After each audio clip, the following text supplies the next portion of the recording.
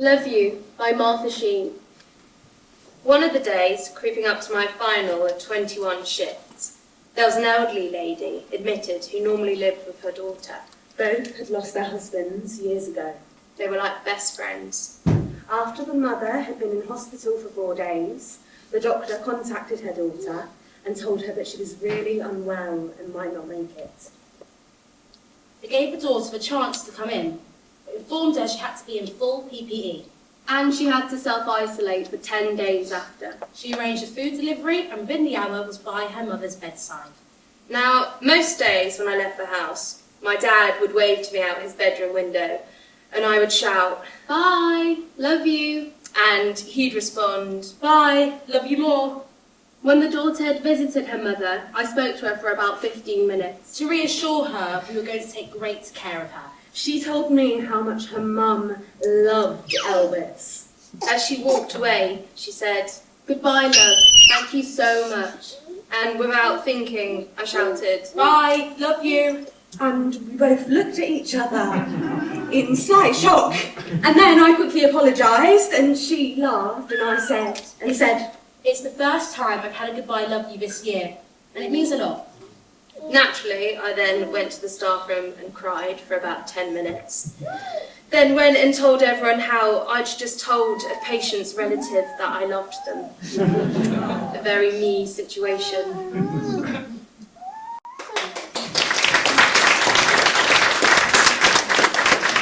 So welcome everybody. It's really lovely to see, and I say see, I can't actually see anybody because of the lights, but I know you're all there. And it's wonderful that you are, so thanks for coming to this. I want to extend a really warm welcome to our special guest this evening, Lord Mayor of Manchester, Councillor Yasmin Dar, and the Lord Mayor Concert? I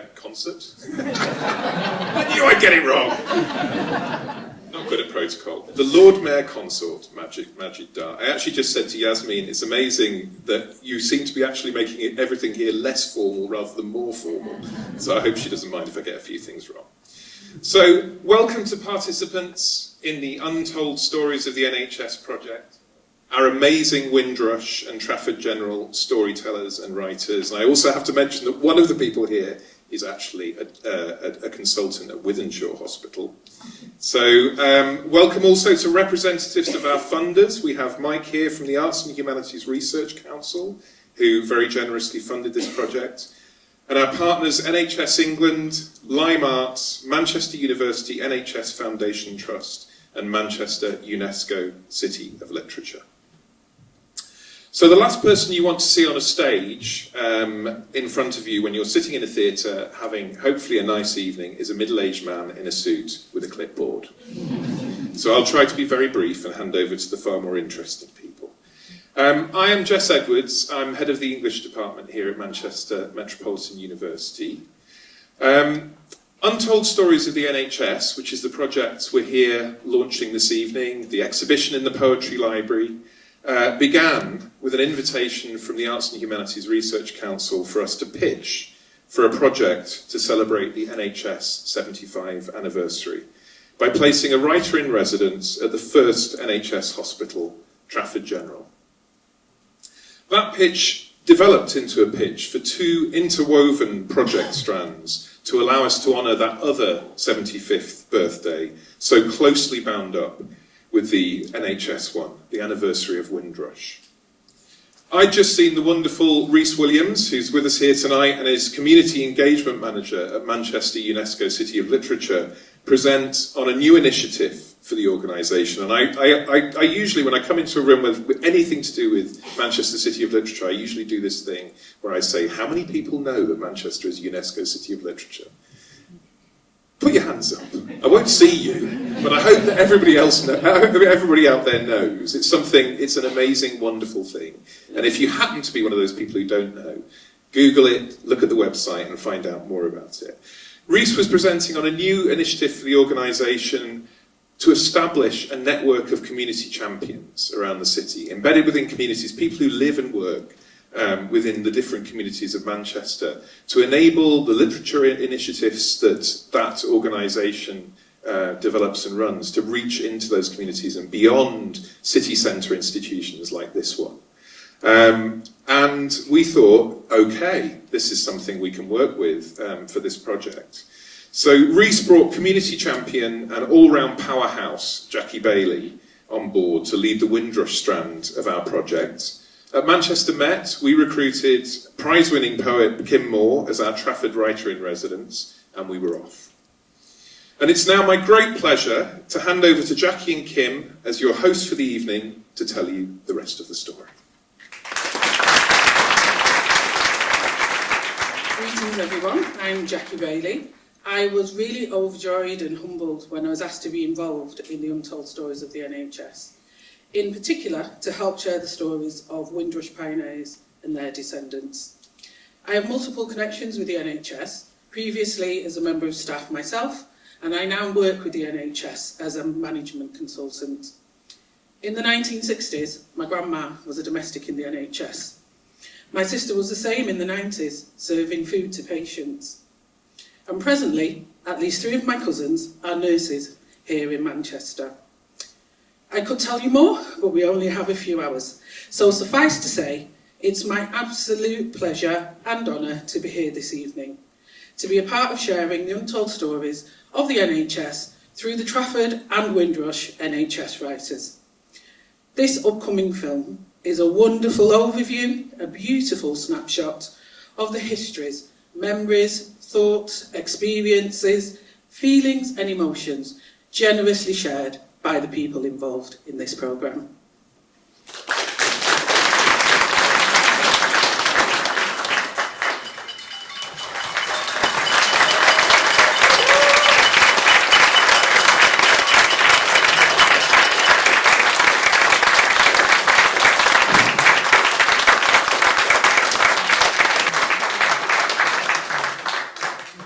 Thank you. Jackie, you got the best gig going before that film. I was thinking I'm not going to be able to talk afterwards, it's making me cry. Thank you to Ricardo, who's the filmmaker, for all of his hard work in putting it together. It's incredibly moving to be reminded of the journey, and also to share the space with Jackie and Reece, who I just admire hugely for the way you work with your communities. It's just really inspiring, and the trust that they have in you is great. So like Jackie, I'm really honoured to be part of the Untold Stories of the NHS and to be given the opportunity to work as a writer in residence at Trafford. I've been there since January, and I've been talking to staff, gathering their stories through conversations and running a series of writing workshops which were based at Trafford, but staff from across the Manchester University Foundation Trust could attend. The film features some of those members of staff, but there are many more that are here tonight that weren't on the film because I couldn't drag them away from their very important jobs, or they just ran and hid from me when they saw me coming. But the writing that they produced and their photographs taken by Chris Saunders, along with other participants, are all now part of the exhibition, which is inside Manchester Poetry Library, which will be running throughout the summer. If you haven't had a chance to go across the corridor, you can come back and have a look. So I'm going to hand over to Jackie now to introduce the first reader of the evening.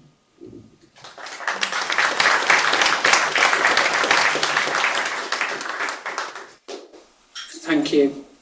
Yinka Ekundeo is an environmental professional working in the energy sector. She has family and friends who currently work in the NHS. She attended 2 of the 6 Windrush NHS workshops, script writing and fantasy and belonging. A keen poet, in phase 2, Yinka attended the poetry mentoring workshop with Shirley May. Her poem, Baba Me, fuses techniques from the fantasy and belonging workshop and the poetry mentoring.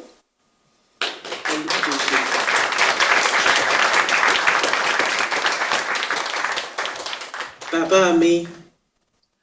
Rumination. I dream of my dad. Can you see me? A glimpse of another reality. My experiences of the NHS flash past and other memories unravel. Much time has passed. It also feels like yesterday. I'm back on the ward. Hushed tones. We're not the only family present. Beeps from electrical equipment. No questions but time. given to us by the medical team. We acknowledge that silence will follow an agreement from all of us around the bed. Silence comes. It does not last.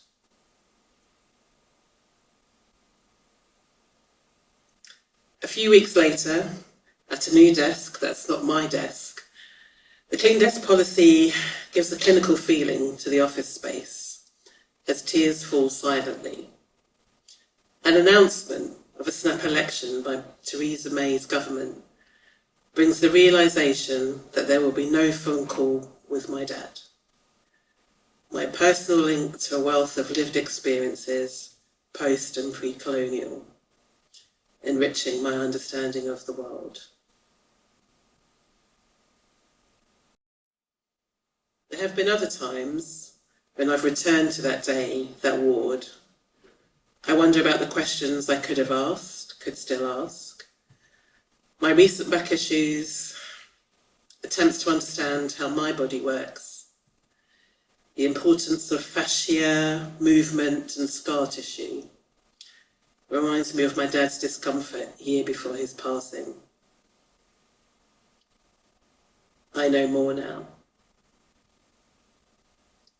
His recent visit in my dreams has brought a stillness. Questions left unanswered persist. Can you see me? You. I ask.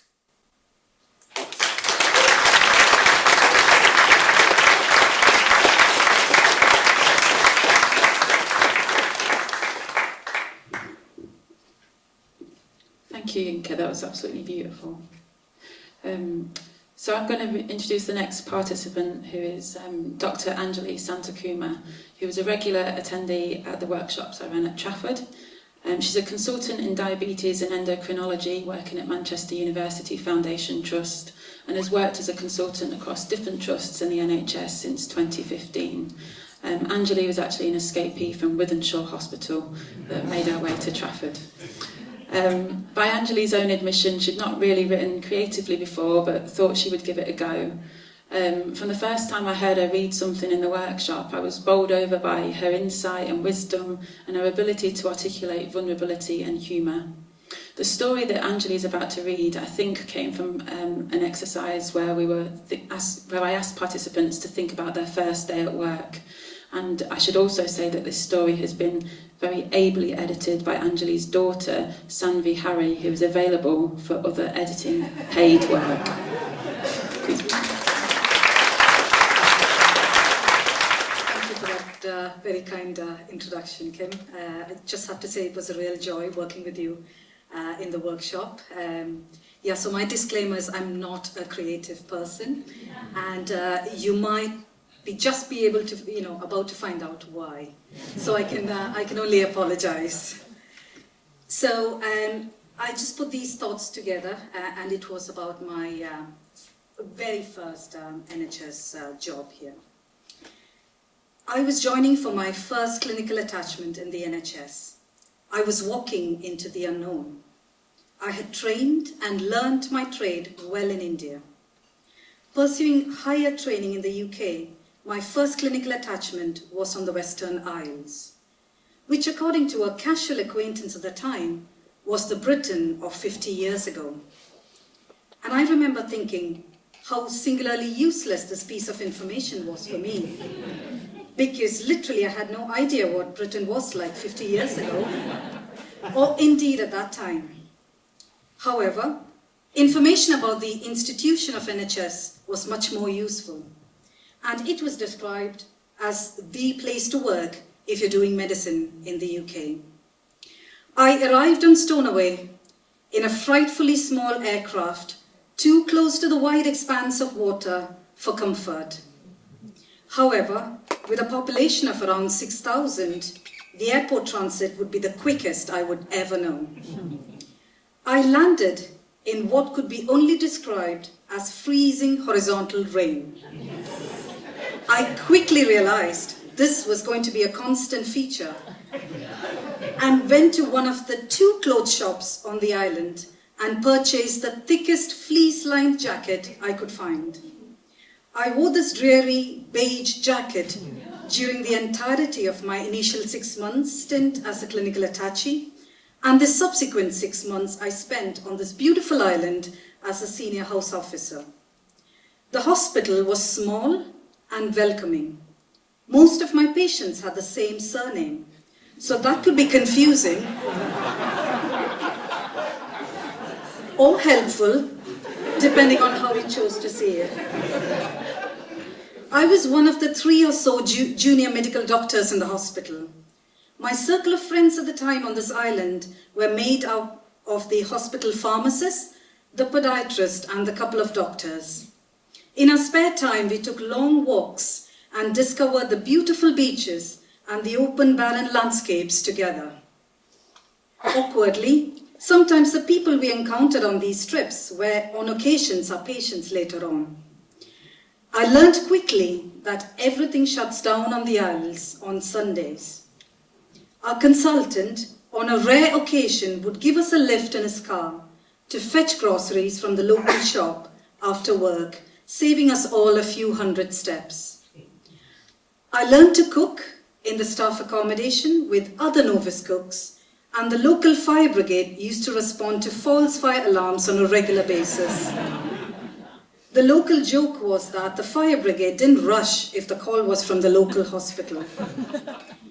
There were clinics on nearby islands where even smaller planes landed directly on the beach, and bad weather meant an overnight stay.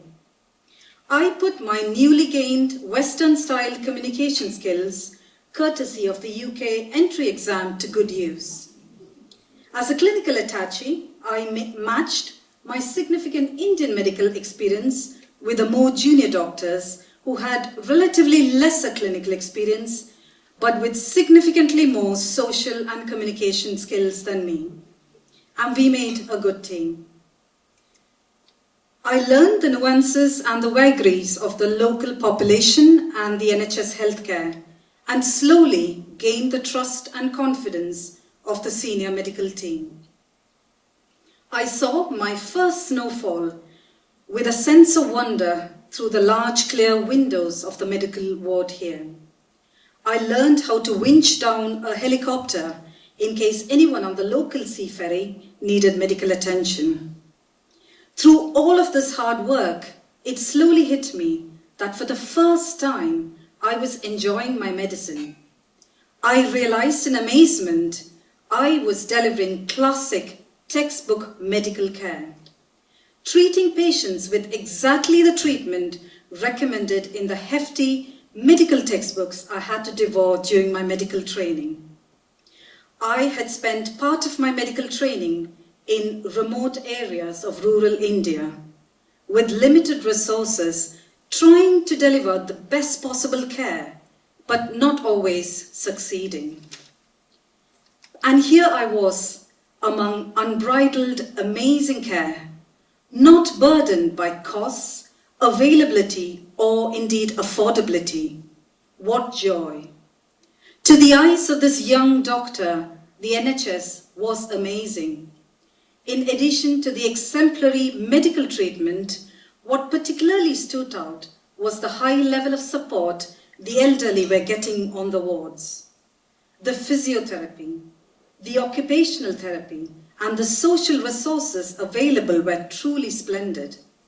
The concept of getting patients home ready prior to their discharge was alien to me then, and I often wondered at the time whether the patients using the NHS realized just how lucky they were to be taken care of by this amazing institution.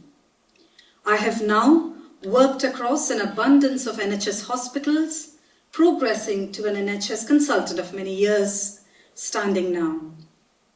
And I still think the NHS is amazing and the place to work.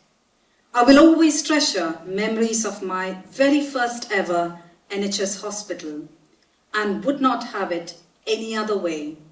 My only regret is that I did not attempt my driving test on this beautiful island with a single roundabout. Thank you.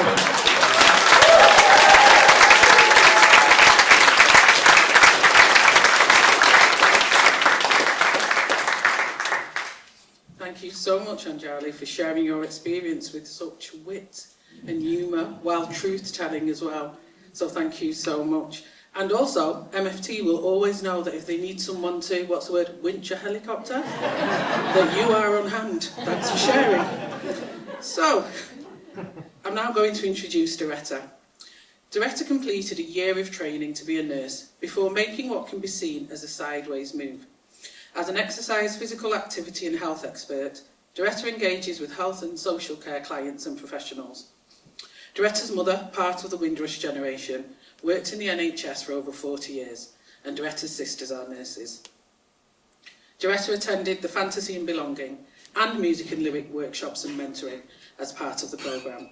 Today, she's sharing her reflection on the Fantasy and Belonging workshop with Micah Yongo in February of this year. I've got a bit of voice, sorry about that.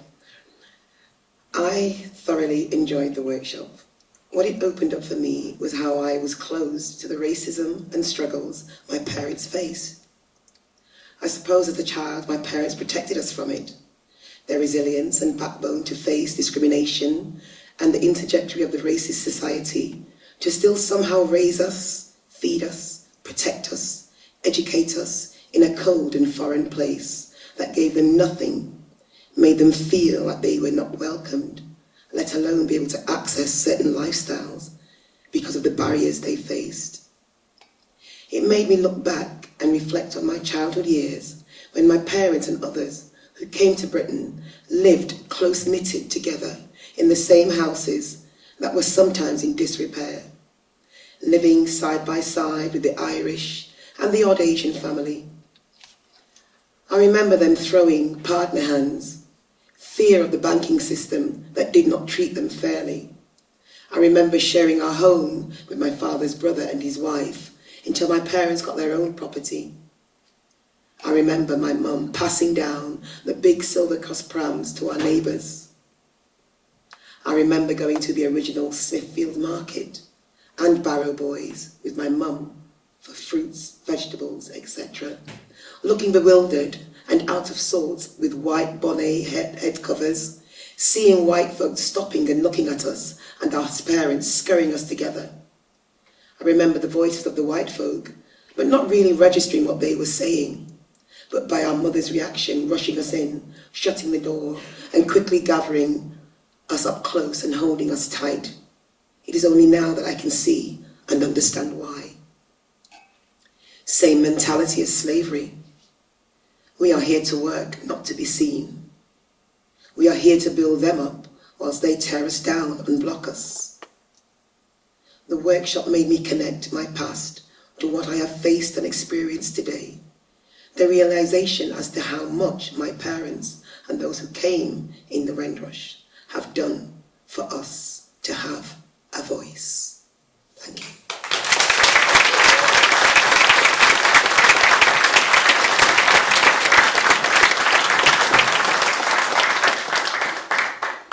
Thank you so much, Doretta, for sharing that reflection. Feels like you've got a whole novel there to write as well, of important, really important things.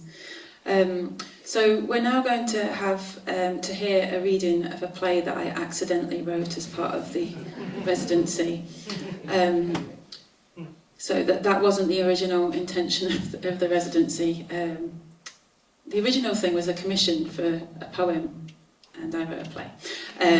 So I wanted to explain a little about how that came about. Halfway through the residency at Trafford, I went onto the wards to talk to staff, and I met a nurse called Martha. Martha's been really important to the project in a number of ways. Along with her colleague Helen, she organised a time for me to come onto the ward and work with staff to run a workshop with them in a side room.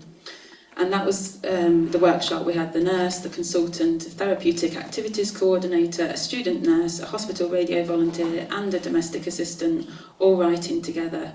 And it was one of the most moving experiences of the residency for me.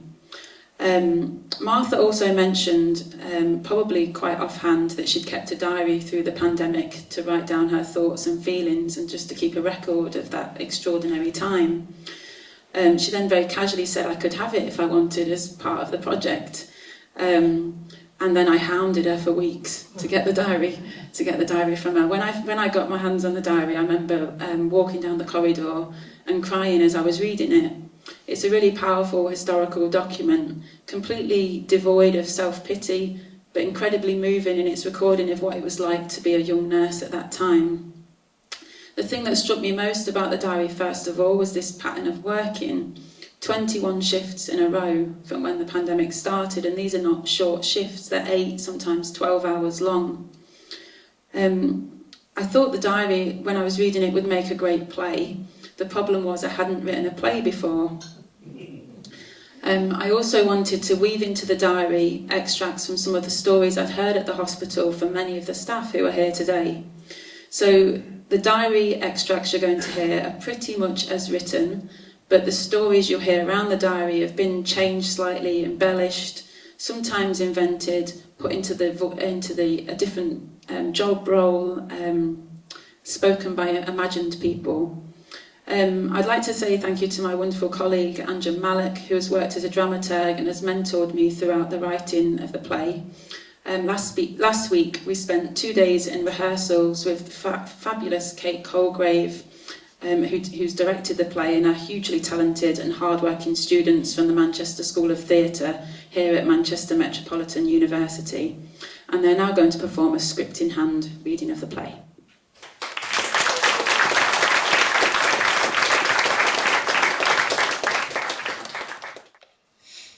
We are in the ward of a hospital.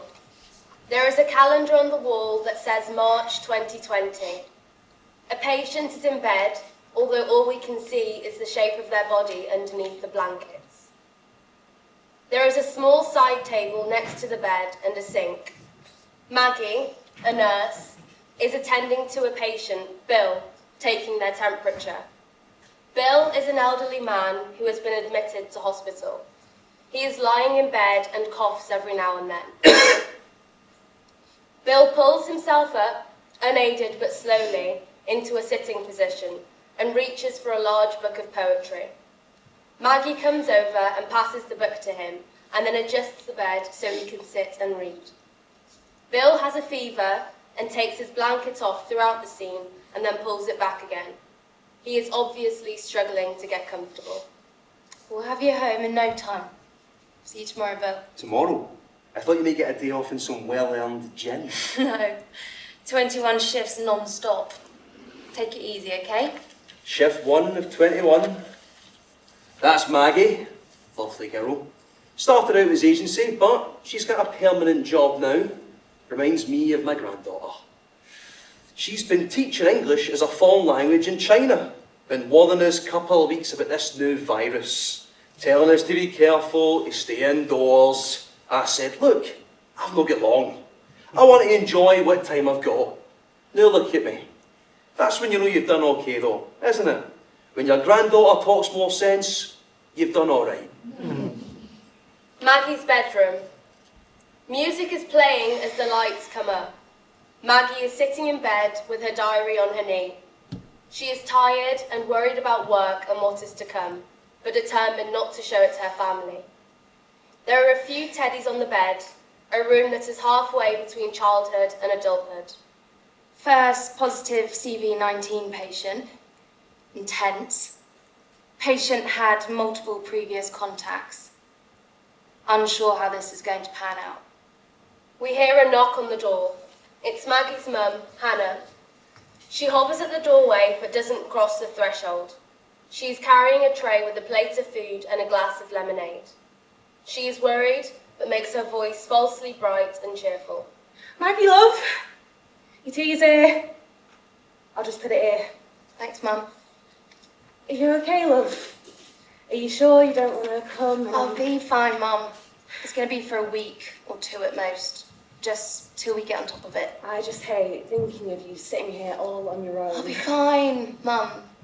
Please don't fuss. It's better you don't come into contact with it. We don't know anything yet. I don't want to worry about you getting sick. Okay, love. Hannah hesitates at the door.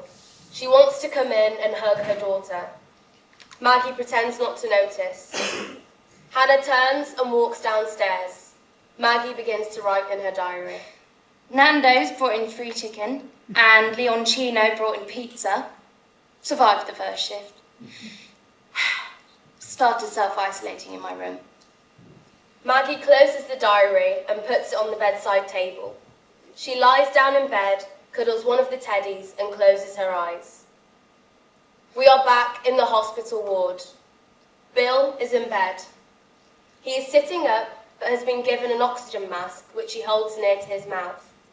Maggie washes her hands and then starts to attend to Bill, taking temperature, pulse, etc., filling in his chart in between speaking.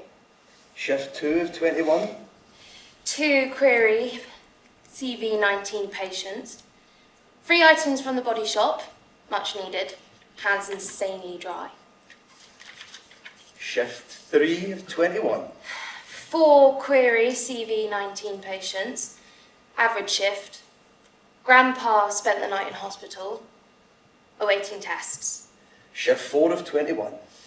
The UK goes into lockdown. 2 bays of query CV19 patients. Staff very anxious.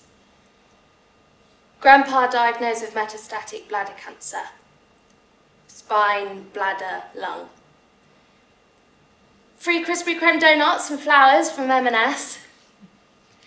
Phoned Grandma to discuss current situation with Grandpa. July, present day. There are 2 beds, both empty. Next to one of the beds, an elderly woman, Mavis, sits in her wheelchair. Colin, a porter, walks in and prepares to push Mavis's chair.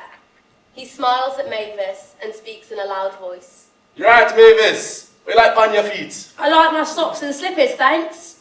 Can you imagine that? 90 years old and mine's still quick as a flash. Sam, another porter, pushes in a bed with a body covered by a sheet.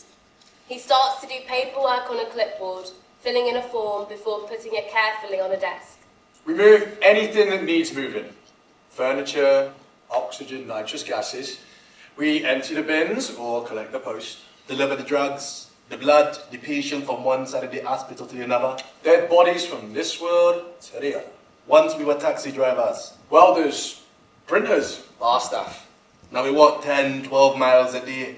Down long corridors and flights of stairs. Hey, remember that guy? What was his name? He used to hide in the fridge. Oh, that's Albert. Yeah, me know him. Oh, you remember when he hid inside the hatch? How do you get in the bloody thing and get out again, huh? I don't know if we can tell them that. Nah, we get into too much trouble, my youths. When it started, we worked double shifts. Never crossed my mind not to go to work. It felt like war. It felt like duty. I mean, I slept in another room from the wife, just to keep her safe. I was in the caravan on the drive. Nobody told us to.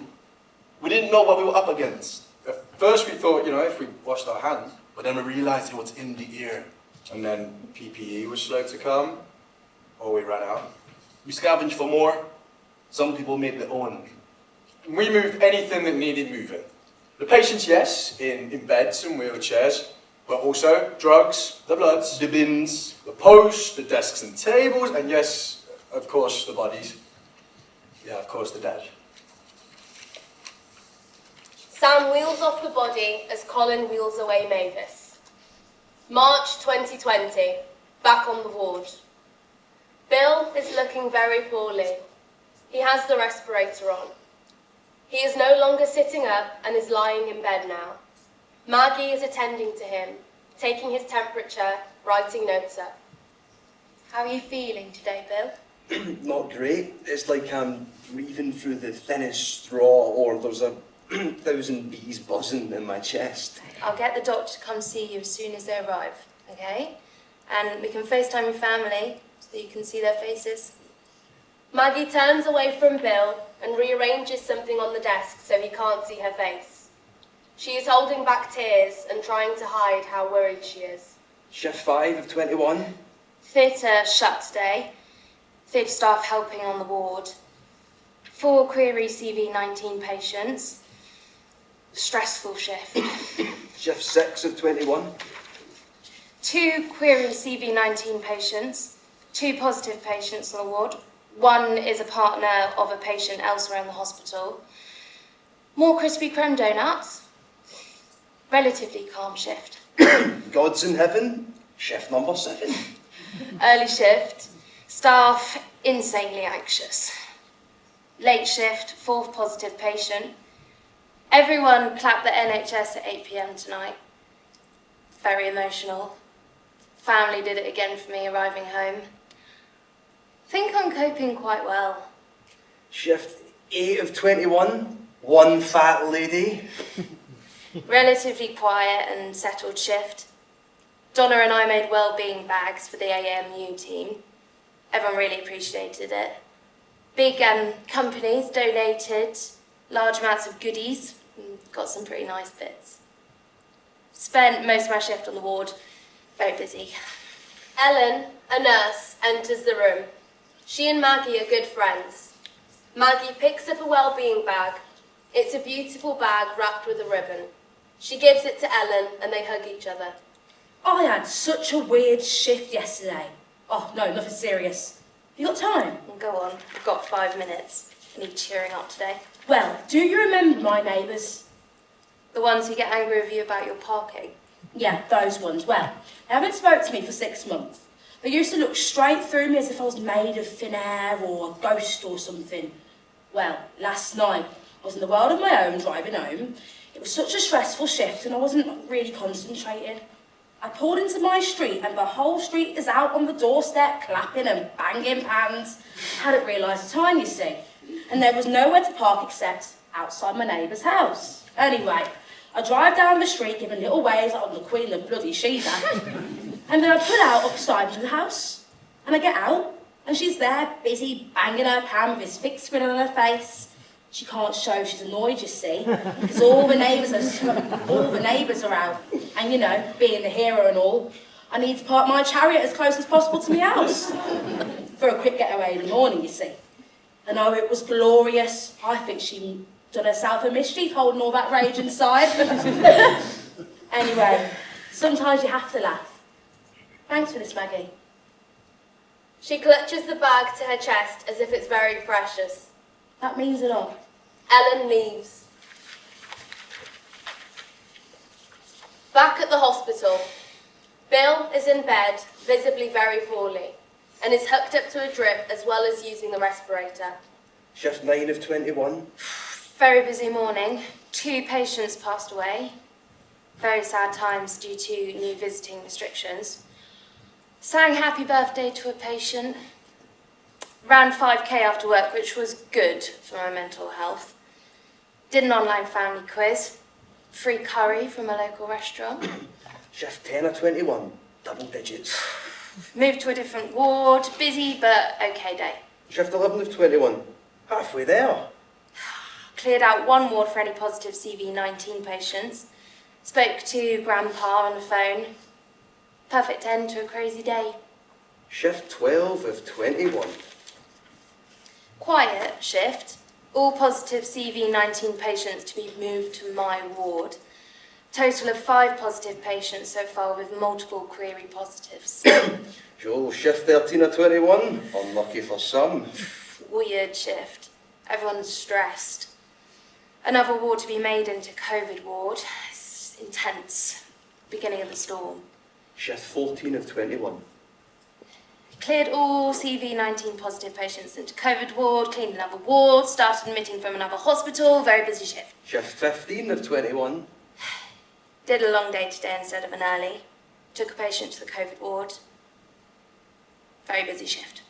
Shift 16 of 21. Sweet 16. Fairly busy, finished 2 hours late. Did an online family quiz after work. Nice to catch up with them all. Rang Grandma. Grandpa to be moved to hospice. Shift 17 of 21. 4 to go. Late shift today. Went to another ward first for patient's 91st birthday. Staff had organised a cake and a card. Worked mostly on another ward. Had a cry with another nurse and a patient. Struggling now. Cried for an hour, then spoke to Grandma. Not sure how much of this I can take. Grandpa to be moved. And Grandpa moved to hospice. Maggie's bedroom. Maggie is exhausted, lying on her bed in pyjamas, staring at the ceiling. Her mum, Hannah, stands in the doorway, looking worried. How are you doing, my love?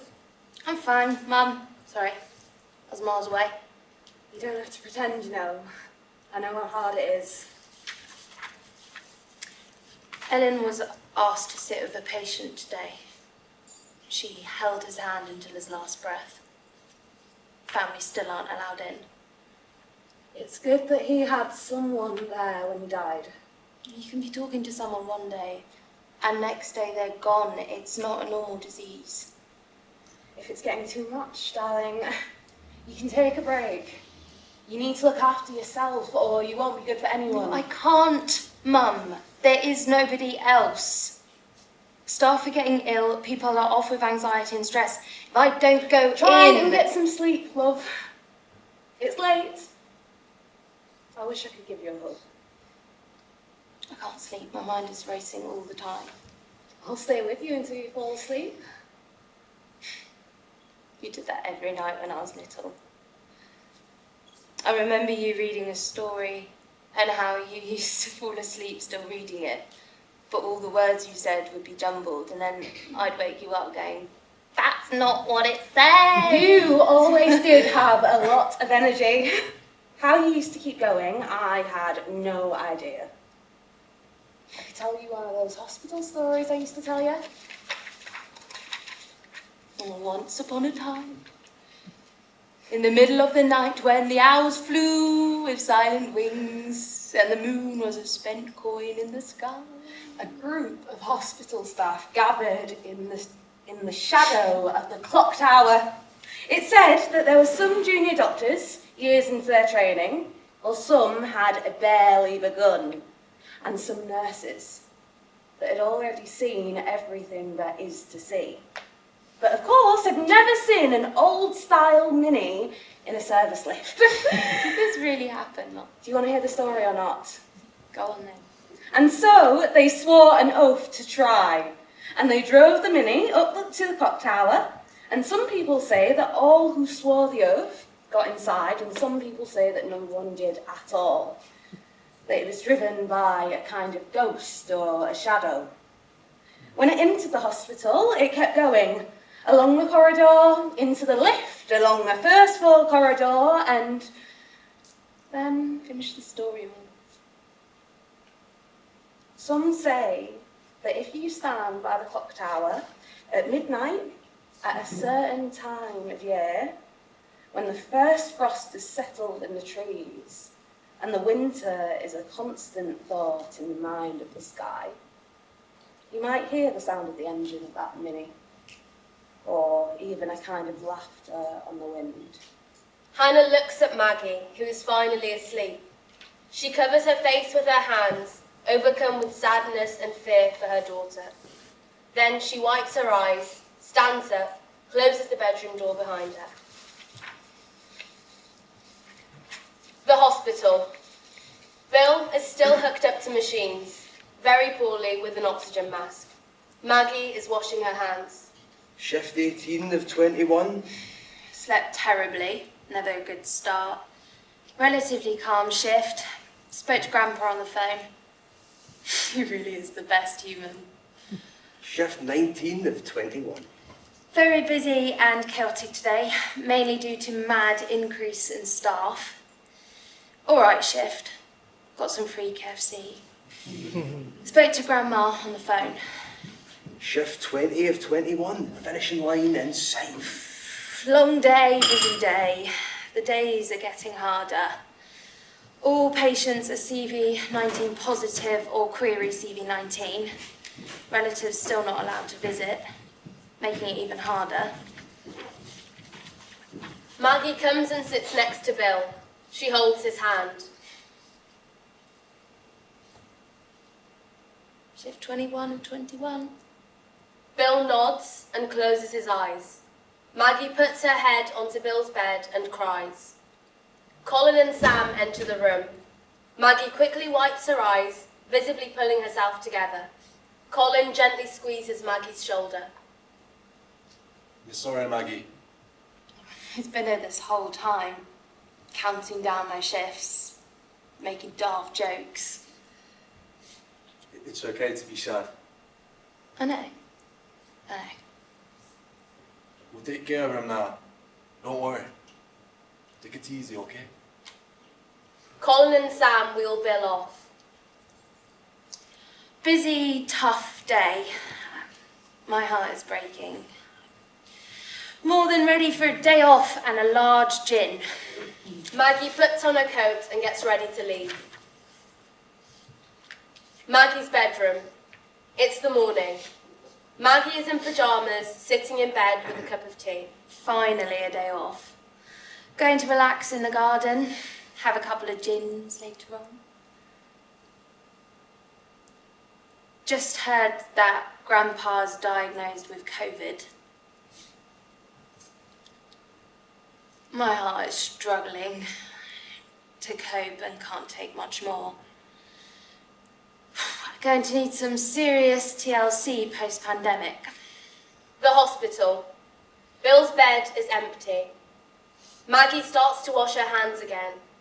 We can hear the steady bleeping of a heart machine. Late shift today, 1 of 7. God's in heaven. Very busy. 3 more deaths, taking the total to 5. Finish work late. Sundays are always the longest and hardest. The heart machine stops bleeping. Grandpa passed away late evening. My heart has never been so heavy. Ellen comes and sits next to her and puts her arm around Maggie as she cries. After a while, Maggie dries her eyes. Do you know Jen who works in catering? Well, she was telling me about the last time we had a raw visit. Oh, I can't remember who it was. I want to say the Duchess of Gloucester, but I can't remember. Anyway, she says she was working in the freezer with Jade. You know Jade. She's always chewing gum. Anyway, Jen and Jade were working out back in the freezer, but saw the Duchess was leaving, being ushered into her car like. So, Jen and Jade nipped out the back of the kitchen just to give her a wave, stood in hairnets and aprons, of course. The Duchess sees them both standing there and does an about turn. She says, "Where do you work?" And Jade answers, "Well, in the freezer." And then Jen goes, "We cooked the food." And the Duchess says, "Oh, and what is the special today?" Jen says, "Fish." And the Duchess says, "Oh, I like breaded fish." Then Jade goes, "Battered fish?" And the Duchess laughs and says, "Well, it was lovely to meet you." And then goes off. And you know, Jen says she was lovely and very nice, but she had all lipstick on her teeth. They laugh and give each other a big hug and get back to work. Shift 2 of 7, tough day, barely slept. Early shift, pretty busy. Grandma phoned. It's going to be difficult for a few weeks. Did some fitness for the first time in a while. 3 of 7, early shift. Death number 6. The girls and general good people in my life dropped off the basket of essential items. I'm very lucky to have people like this in my life. FaceTime session of friends. Happy birthday, Grandpa. You were one of the best. Shift 4 of 7, early shift again. 2 more deaths overnight, 8 in total. Becoming a daily struggle. The family of a patient, Rob, who I worked with at Trafford, phoned and said goodbye. It's a very sad shift. Phoned Grandma, sorted wellbeing bags. Shift 5 of 7, early shift. Rob passed away overnight. CV19. Finished early and give out wellbeing bags, hopefully improve the morale on the ward. It's getting very difficult. Shift 6 of 7, long day, busy day. Patient who didn't seem very poorly passed away, early hours, plus 2 other patients. One of them was a friend of Mum's, her housekeeper back in the day. Total of deaths, 12. Many patients have gone to other wards and a couple have gone home. It's not all bad. Felt sad today. Phoned Grandma. She was a little bit sad. We discussed our holiday plans, a trip to Scarborough. Early shift, 7 of 7, average level of busy. Married couple in side room, husband very poorly, end of life care, distressing for wife. Had a bath and a gin, going to learn the piano, again. Phone Grandma, again. Day off today, had a lie-in until 10:30. Got a text about working today or tomorrow, opted for tomorrow. Had a beer in the sun, pasta for tea. Returned to my room, phoned Grandma. Did a family quiz. Early shift. Busy.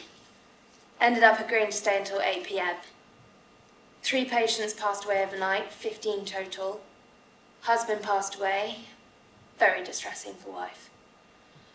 Long busy shift. Phone Grandma. Ellen enters the room and gives Maggie a hug. They start making up 3 empty beds together. What made you decide to become a nurse, Ellen? I looked after my grandma when I was young. I loved her like she was my mum, really. I put curlers in her hair and did her makeup the way she liked it. I used to clean her at night, dress her in the morning. And when she died, I knew I wanted to be a nurse. I went to my local hospital and asked for a job. Well, that's like my dad. Just walked round the building sites asking for work. And that's why it was back then. None of this application business. Anyway, I turned up at the hospital and I was told I needed to see the matron, but the matron wouldn't be in all day and I'd have to come back tomorrow. I said I'd wait and I put myself down in the waiting room and I sat there for 8 hours. Oh my God, Ellen. I know. I remember watching the clock thinking it was never going to move. God, if I know then what I know now. 40 years working in the NHS. More happiness and sadness than I could ever begin to imagine. When the matron came back and was told who I was and how long I'd been sitting there, she kind of looked at me in disbelief. I'd sat there so long from 8 till 5 to ask for a job. She asked me to follow her into the office and I just told her everything about my grandma. She kind of looked at me up and down and said, go into the cupboard, get a uniform, you can start first thing tomorrow. I think you're bonkers, Ellen. Well, we already knew that already, so... Ellen starts to mark something off on a chart. Day off. Hardest day of my life. Grandpa's funeral. Stopped off at Grandma's. She said her goodbyes. I had to wear a face mask. The service was 20 minutes. Seated 2 meters apart and no eulogy. Tough day. Had a curry in the garden with many a gin and tonic. Slept badly. Patient had passed away upon arrival to work. Son was present. Assisted with laying out. Always sad. Work let me finish at 8 p.m. Struggling a bit and feeling very depressed. Sat with Dad in the garden. Auntie F took Hamper shopping to Grandma. Had a really nice chat with Dad. Bed. Ellen comes in carrying a Man United football shirt and some aftershave. She lays it out carefully. Colin and Sam wheel in a bed with a sheet covering a body. You alright, Maggie? I'm okay, thanks. How's your wife getting on with the homeschooling? She ready to pull her hair out. She keeps saying these teachers need a medal. Youngest like a tiny piece of Lego up her nose yesterday. Thought we had to come up here. Bloody hell! What's she done that for? Who knows? Not for me to question the likes of that. Luckily, after 10 minutes, that little one managed to squeeze it out, you know. Sometimes it's calmer here than at home. I have to come here for one rest, you know. We thought we had it bad. Well, I'm glad she's okay. Thanks, lads. We'll give you a shout when we're done. Sam and Colin give a nod to Maggie and Ellen and they leave. How are you doing? I'm okay, thanks. Just tired. It's been another long night. They look at the body. Tell me about it. It's weird. You start to think of death differently when it's so common as a song. As close to us as our own shadows, as insistent as an applause. But each time it visits the ward, it alters everything in a wind of its own making. We couldn't even send Grandpa his clothes for him to be buried in. Ellen hugs her and holds her shoulders as she looks at her. But when all our well-known rituals disappear in their absence, we can make our own. When there's nobody to take care of the dead, no embalming to raise up the loved one to the surface once again, There's us. yeah, we can do it instead. Our own last offices. I can't stop thinking of death and about what happens after. After the cleaning, washing, drying. We can dress them as if they're our fathers, or our mothers, or our sons, or our daughters, our sisters, brothers, even grandpas. Ellen picks up the aftershave. And for Chris, his wife wants him to smell only of himself.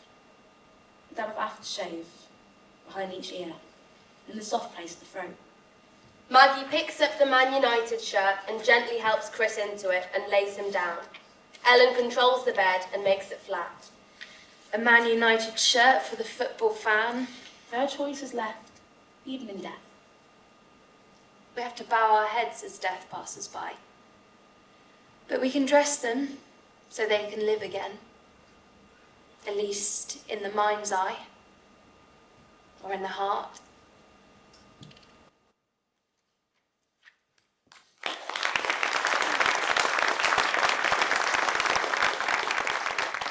Thank you so much for that poignant reminder of the sacrifices and contributions of our NHS workers.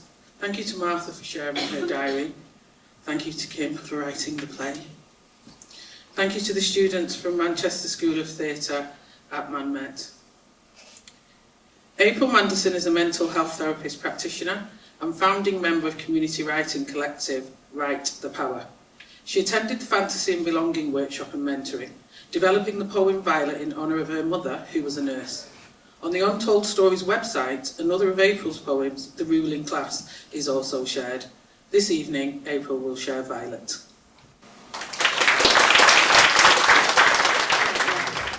Good evening, everyone.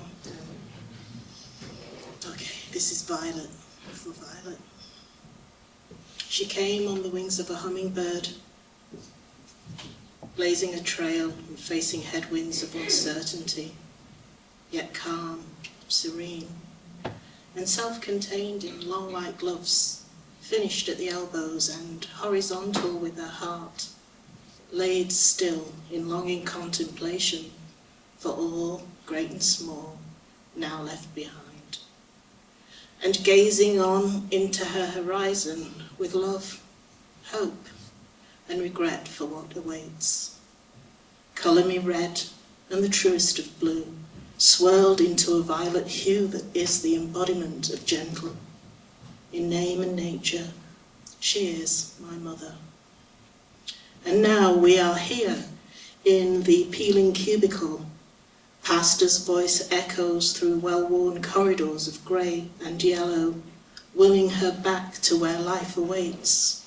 With us, around the fire, warm and cosy, eating toast as she, back from the night shift, opens the sky blue gossamer envelope newly landed on our doormat in glorious three-ply with the flutter of a lonely butterfly.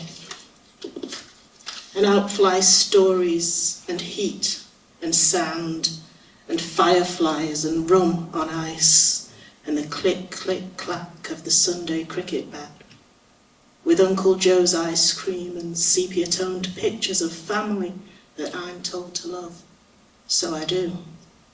Out flies the sizzle of frying fish, and I picture the beach where we sit in its heady aroma, tossing hot pieces between fingers before eating while squinting into the orange evening sun. Sometimes She pauses on a memory, or something else, here, by the fire, emanating a faint whiff of sweet perfume cut with disinfectant. And I look up, searching her face for some kind of clue.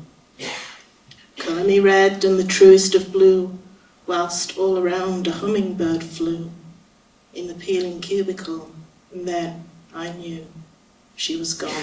Thank you.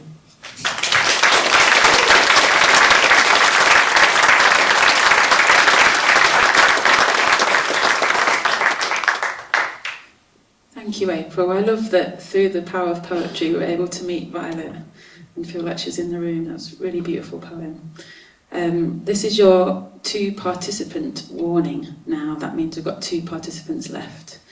And I'm going to introduce the final participant from Trafford, Gillian Lambert. Jill works as a volunteer DJ at Radio Wishing Well at Trafford General Hospital, and like Anjali came to many of the workshops that I ran there. She's volunteered there for around 10 years, but she also works as a teacher for adults with educational needs and regularly writes her own plays for them to perform during class. Jill was just an absolute joy to work with. She threw herself into all the workshops and was really open to having a go at anything. She's written a number of pieces. She was the most well-behaved participant as well. She handed in her homework every week. And she's going to be reading a story today which I think demonstrates the importance of hospital radio to so many people. So please welcome Jill.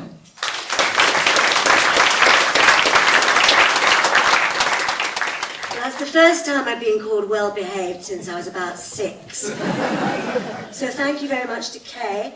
Thank you very much, Kim. And thank you very much to everybody who's organised this wonderful event. It's absolutely stunned me rigid. I'd like to say about this story that it was taken, the basic idea was taken from an article called The Last Quango in Halifax, written by Rob Mitchell and Elaine James. That was a factual article, which I have fictionalised. And I would like to say that Radio Hope in the story is much more abrasive and stringent than the wonderful Radio Wishing Well for whom I work. This is called The Voice. Sam spoke to Alice all day, every day. He was her reason for getting up in the morning. She knew he didn't live in the radio. That would be silly. But if that's how he chose to communicate with her, fair enough. One day he'd come for her, and until then she'd wait, as long as she could hear his voice. It's a safeguarding issue. 4 words from a concerned neighbour would change Alice's life. The people who came were kind. They had little photos of themselves and clipboards. They asked a lot of questions Alice couldn't answer. Boxes were ticked, files were opened, computers hummed. Alice couldn't see the looks on their faces once they got back to the car. The smell, the mess, the filth. Something had to be done.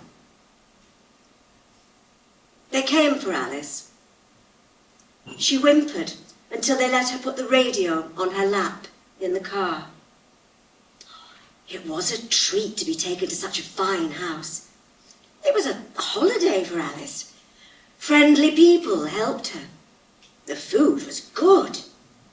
She was clean. And Sam was on the bedside table, talking to her. The cleaner was new. It wasn't her fault. She had to plug in the Hoover. Alice screamed for 7 hours. No one realised what had happened, and she was taken to the hospital for test. Aisha was the newest recruit to Radio Hope at the hospital. She wanted to go to drama school and thought broadcasting would be a good experience. But the switches and faders confused her. All the other volunteers seemed to be much older, taller men. This was her second day, and Aisha was nervous. She'd been told to go to the wards, set up hospidia for those who can't, and get requests. Aisha had never been onto a ward. Was she going to see horrors? Nurses were rushing about, too busy to tell her where to go. Spotting a little side ward, Aisha crept in with her request slips. There was one patient in a bed. She was moaning softly. Long, grey hair. Hardly more than bones under a blanket. Aisha didn't know what to do. No requests here then. She picked up the bedside hospidia set and pressed 1. A man's voice announced the next request. There was silence from the bed. The moaning had stopped. The head moved a little, craning towards the sound. Aisha adjusted the volume. Was that a smile? Yes, but a tear as well. Sam was back. He had come for her. Alice looked into Aisha's eyes, nodded once, and her head fell back on the pillow. Thank you.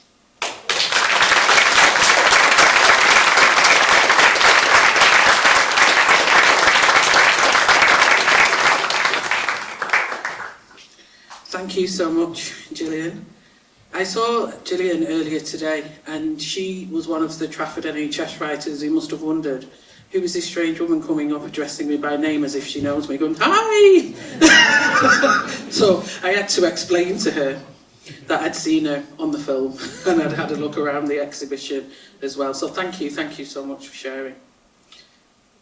Sandra Smith is a maths teacher. She attended the journaling workshop and had 2 one-to-one mentoring sessions with me. At the centre of Sandra's Windrush Untold story is Shirley, a close family friend and a nurse who she admired for many years. The sessions helped Sandra to reflect and explore her memories regarding their relationship and the experiences that Shirley had shared with her.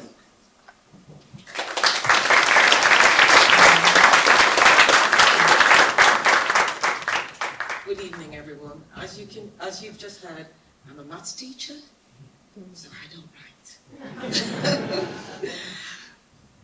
However, my mum has a best friend, and whenever I see this woman, I want to be just like her. Because you see, I'm a 64 baby, born here, went to Jamaica at 18 months, didn't know my parents, came here to the unknown, and I saw a lot of Shirley. I saw in her a reflection of me, and I wanted to be just like her. You know, this kicksy black woman, hair done, nails done, and she is just enjoying life.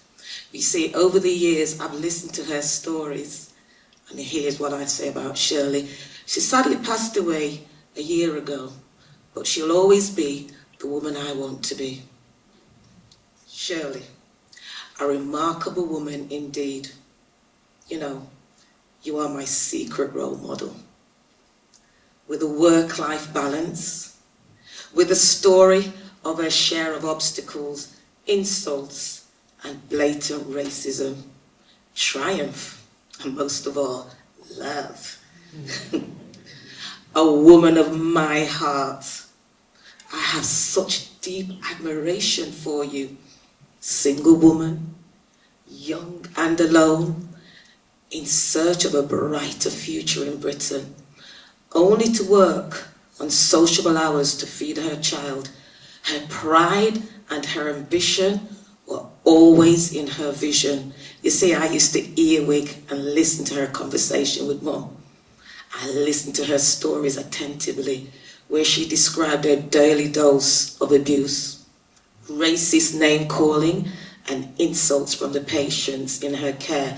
Care? They didn't care. You're black. Don't touch me. Fast forward, I'd say 40 years later, she's in her 70s. see her shine. I've said this once and I'm going to say it again. I want to be just like you, traveling the world and in love too. Thank you.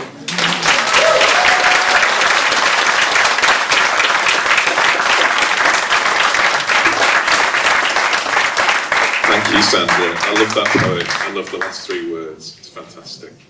So we're coming to the end of our performances in the Grosvenor Theatre. We're very close to coffee and cake.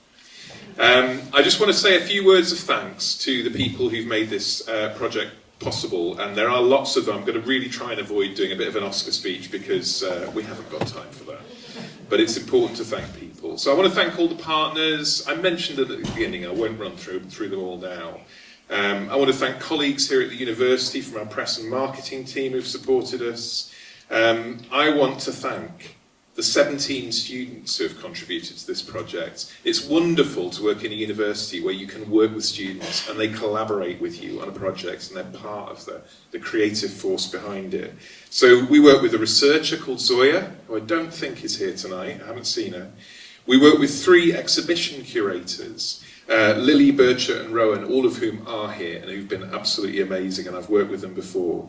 We work with 6 student illustrators, so all the beautiful illustrations, and I was thinking of those actually as I was listening to some of the poems. There's a beautiful picture, for instance, of a nightingale, which sort of represents the nurses in this project, sitting on a chair in a wobbly room, because there's a wobble room in hospitals. We heard about that through COVID, where people go when they need to have a moment.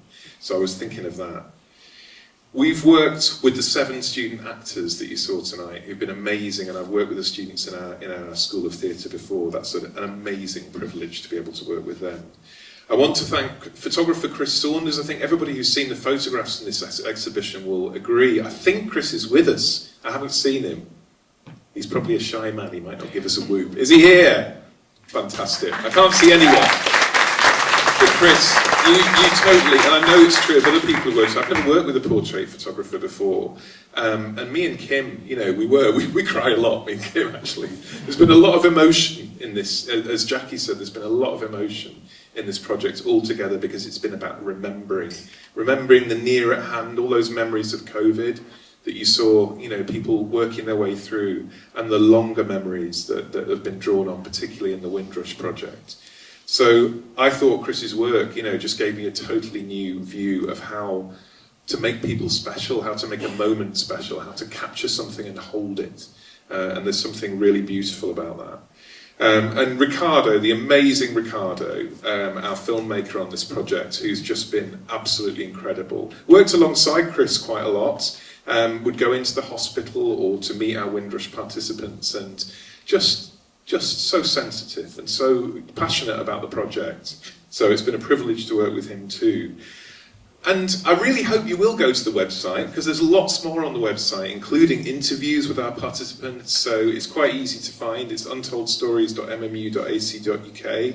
When I started working with a web designer who someone recommended to me, a guy called Cyril Lyons, who'd done work at the university before, started chatting to Cyril, and it turns out he's the son of this amazing Caribbean poet, John Lyons, whose work we've got in the poetry library, and I thought there's something a little beautifully serendipitous about that. So it's been wonderful working with him too. And the brilliant Kate Colgrave, who directed the students tonight, who I've also worked with before, who is brilliant.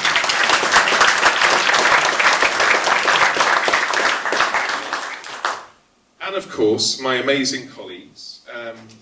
My colleague Kim, who's been the writer-in-residence, and my colleague Jackie, who's a visiting fellow now at Manchester Metropolitan. It's been absolutely fantastic working with you. And most of all, I want to thank our Windrush and our Trafford writers, who have been astounding tonight. It's scary coming up here. I still get scared. And you've just been absolutely magnificent and brave and brilliant.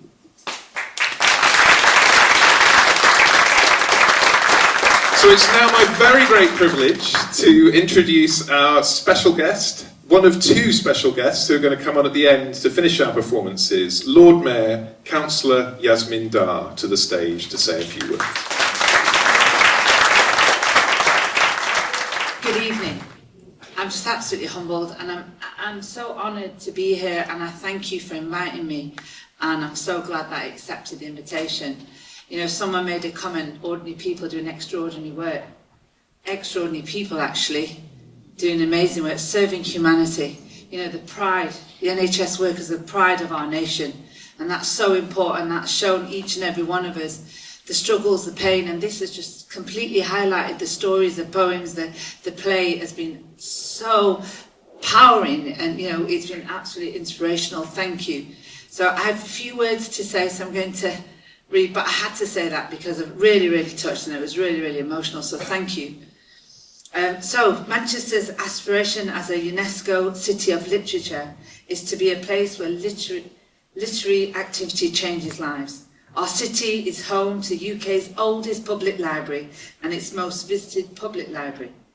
Its already vibrant publishing sector has become even stronger since the city gained UNESCO Creative City status. The live literature scene in the city of Manchester is second to none. But the real literary wealth of this city lies in its people. In a city of 200 languages, how many voices and how many stories? This is a journey of discovery that we are only just beginning. Former poet laureate Carol Ann Duffy, a professor at this university, once said that poetry is a way of speaking across differences. The more chance people have to tell their stories and to listen to one another, the stronger we become together.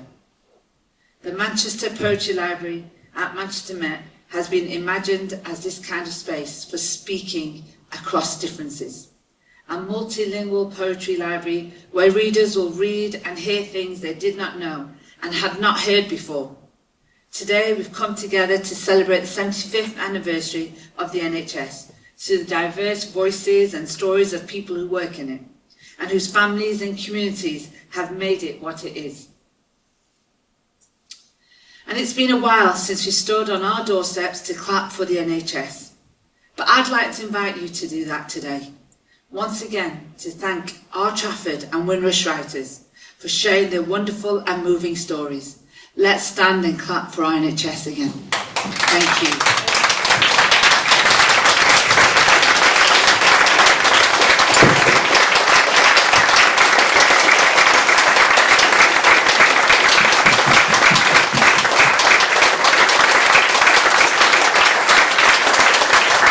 God bless you all.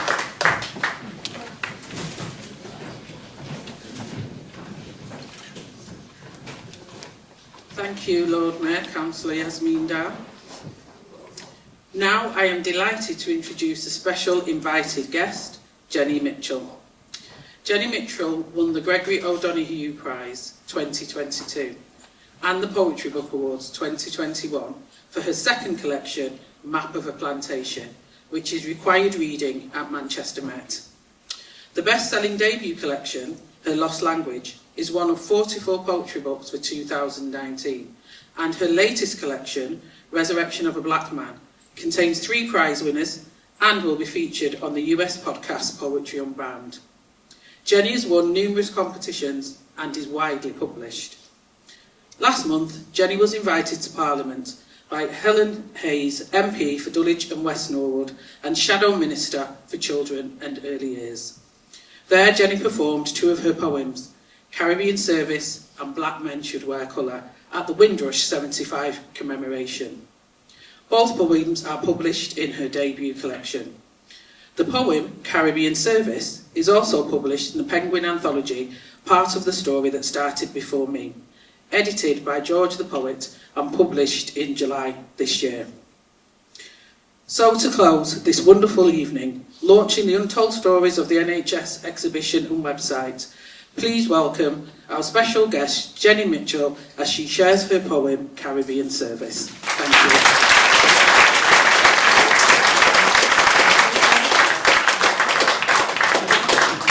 Could we have the house lights up just a little bit, please? Thank you. I wrote this poem after seeing a programme about black women who came to this country to work in the NHS after the war. And one of the women said that there were times when white patients refused to eat the food if she had touched the plate. And that went into my heart, and this poem came out. It's written in the voice of an imagined black woman, and it's called Caribbean Service.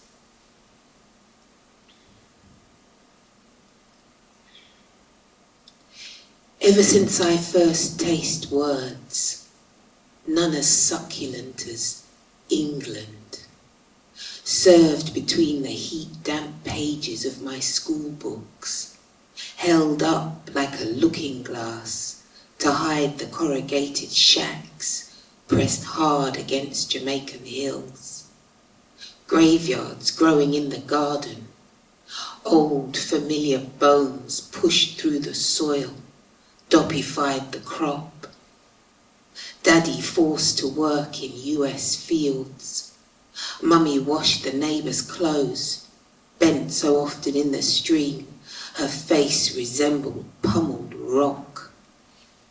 Pennies saved, so I, the only girl, could eat more books. Brought up in exams until the mother country offered me a role, not high, but loyal, to nurse its remnants from the war. Happiness could not describe the day I left the old ones crying on the dock. Pressed my waist against the rail so hard I tasted metal on my tongue. Didn't know the heat was held beneath my skin till it began to ebb away, closer to a greying shore. Bladder weak with cold, sun the colour of my urine. Disembarked at night, uniform too tight, made a scratching sound with every step inside the ward of disapproving faces daring to spit monkey when I held them to my breast just to clean their shit. Wouldn't eat the food if I had touched the plate. Cried alone in my bed sitting room, haunted by the ghost of paraffin. Burn marks on my legs, always edging closer. Thank you.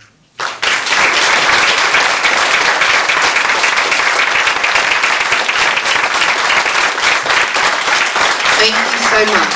I just want to thank Jackie and to thank Kim and also to thank Jess and Kate and thank you for listening. Thank you so much.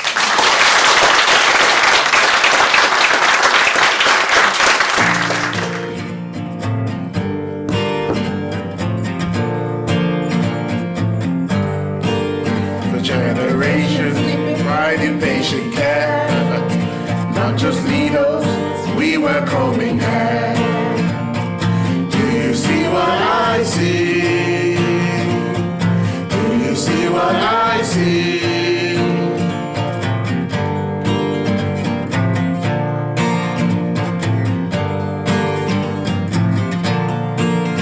Nursing strangers whilst our children were back home, hoisting patients from their sick beds on our own. Do you feel what I feel? Do you feel what I feel?